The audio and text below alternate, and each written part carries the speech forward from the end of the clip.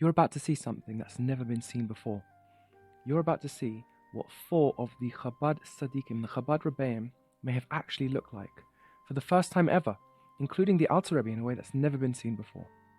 Now, this is not just about historical curiosity. Seeing the Rebbeim as they really were helps connect to them in a profound way, learning and davening.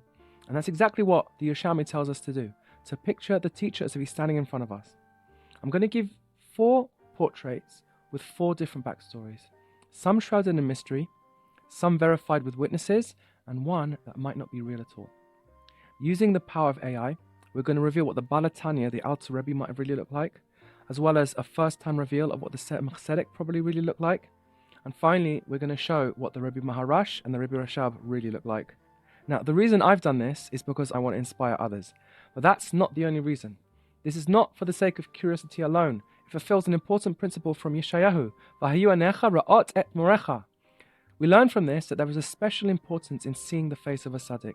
It says in the Yerushalmi, Erevin, on this, that when quoting a teaching, one should envision the teacher as if he's standing before him. Rabbi Yehuda Nasi wrote that the reason why he is sharper than his colleagues is because he saw the back of the head of Rabbi Meir. How much more so would it have been had he seen the front? The Binyan Av explains that the Chazon Ish once, in a very difficult situation, allowed, begrudgingly, children to be sent to a secular school so long as there were pictures of Tzaddikim there. Yaakov Yaakov explains that the Chavetz Chaim kept a picture of his teacher, the Rabbi Nachman of Fardona, and many great Rabbanim stress how important it is on a neshama to see the face of a tzaddik. Now, the 6th Chabad Rebbe stressed that this was an important matter, and he did a lot of work on finding and getting hold of the Chabad portraits himself. There are 3 types of AI used to produce the images in this. I just want to go through them now so you know exactly what you're seeing, what the limits are, and also what the benefits are. I just want to point out that this is not the type of AI that is pure imagination. I didn't go onto ChatGPT and say, give me a picture of the Alter Rebbe. The weakest type of AI that I've used in this video is based on real portraits that exist, that are reliable, and it's extrapolating what they would look like had they been done in better quality. The second type of AI I've used is even better. It's interpolating. It's taking a very good existing image and making it better, upscaling it, filling in the blanks. So let's start with the Alter Rebbe. Now, everybody's seen the famous portrait of the Alter Rebbe, and we've got very good reason to think that it is accurate. There is a chain of eyewitnesses going back to the Rebbe Maharash himself that the famous portrait of the Alter Rebbe was authentic. He's the one that found it, even though he had never seen his great-grandfather, the Alter Rebbe. So when he found it, it was about 45 years after it had been produced. He'd been taken to a conference in St. Petersburg, and the Russian dignitaries there showed him the portrait, and he reports that his name was on it, and they gave the story that it was reportedly painted by a Russian portrait artist when he was in prison. The Alter Rebbe famously went to prison. The Tzemach was shown it, who also hadn't seen the Alter Rebbe, and the Rebbe Rashab himself reports that when he saw this image, he mistook it for the Alter Rebbe's son. And everybody knows that the Alter Rebbe's son looked exactly like his father. When he saw the scar on the nose, he realized, oh, that must really be the Alter Rebbe. So therefore, it is generally accepted as accurate. However, there is some information that contradicts this, and I'm not going to get into that, claiming that it was painted after the Alter Rebbe was alive. So it's noteworthy that another portrait recently surfaced, and it's supposedly of the Alter Rebbe. And it comes from, I believe, Chabad Jewish sources. It's been part of a Chabad house until recently.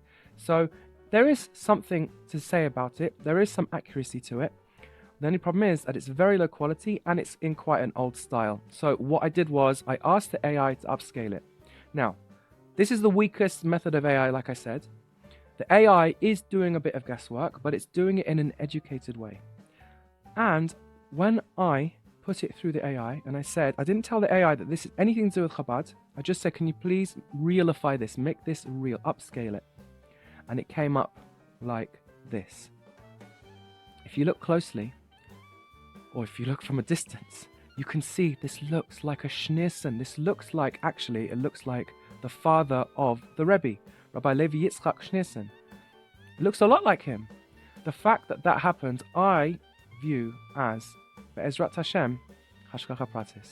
This is also quite similar to the other picture of the Alter Rebbe. possibly at a different stage in his life.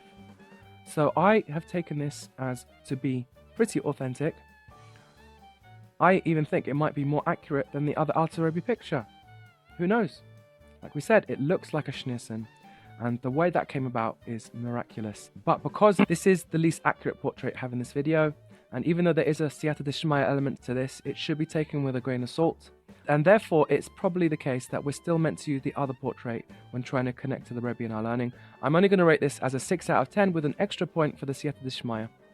Next, we move on to a portrait of the Tzemach Tzeddek. Now, there was a portrait made of the Tzemach Tzeddek. He was against it. He didn't let anybody do it. So they had to sneak in a non-Jewish portrait artist. He came on Shabbat. And that's why the Rebbe is wearing white clothing in it.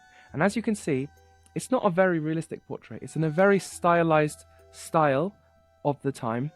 And therefore, it's very hard to use it to picture the Rebbe.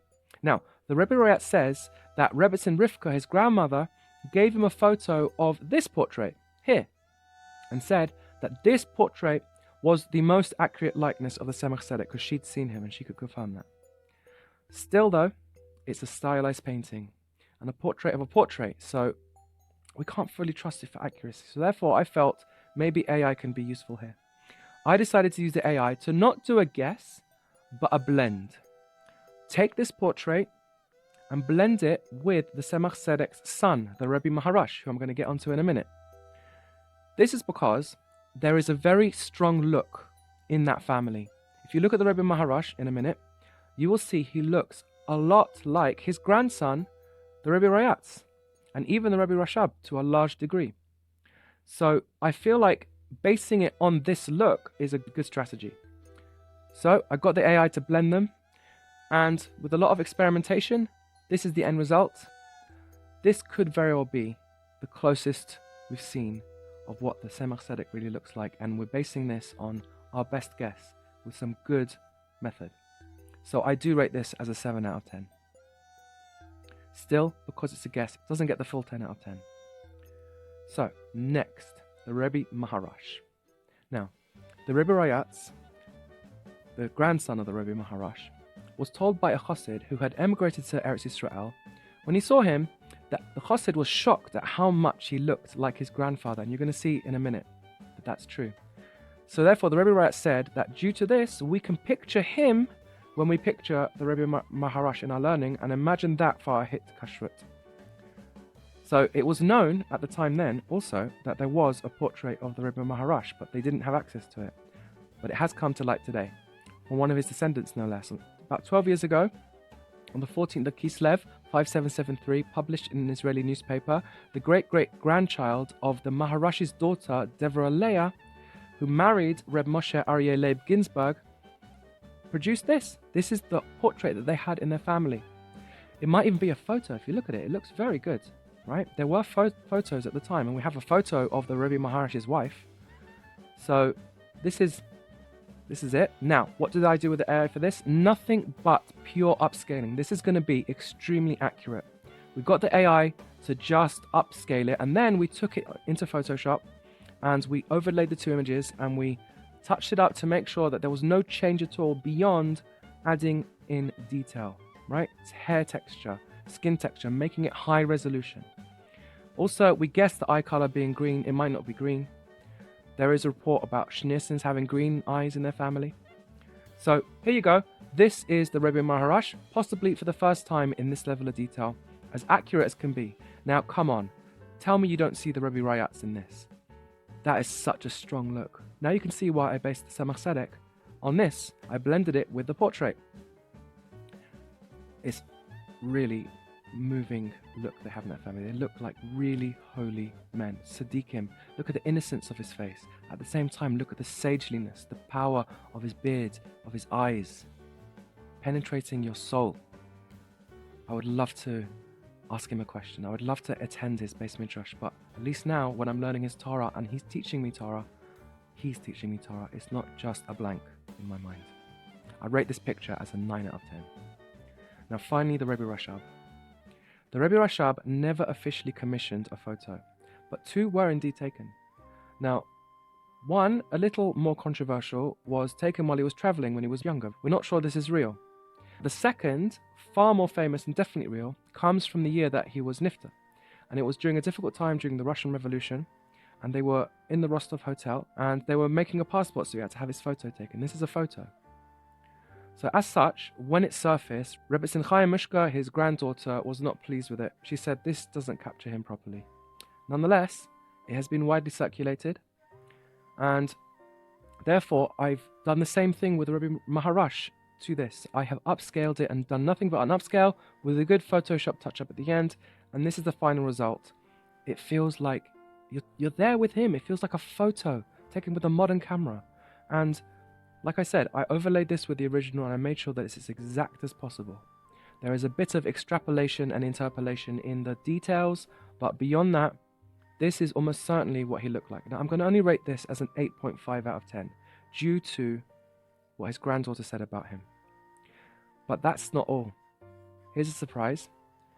There was a portrait made by Rabbi Nochem Kaplan of the Rebbe Rashab. Now, here's the catch.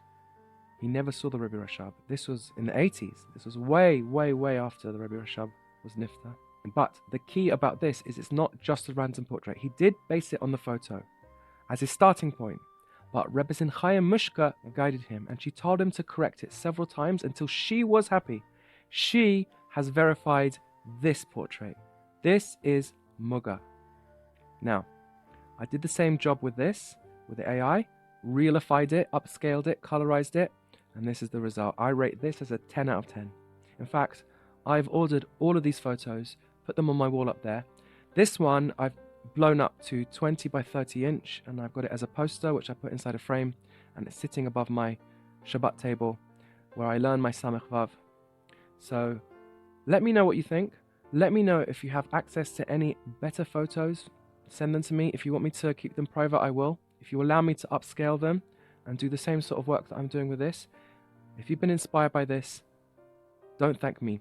Thank the Rebbe Rayat, who inspired me and gave me the permission I needed to engage in this holy task, because it's scary. I feel like I'm playing with the faces of more than angels, Tzaddikim. And I don't want to do that. But if it can inspire me, and if it can inspire you, I hope it's been worth it. Kol Tov B'nai Elim. Hi, thanks for watching this video. Now, I've also written a couple of books, and there's more on the way. I just want to point that out. There is a store page below in the description where you can purchase my books. If you love what I'm teaching, especially the teachings of Yediat Hashem, theology, getting to know Hashem, the ideas of intimacy and yichud and divine need, and Kabbalah, mysticism, and general relationships advice and general Torah knowledge,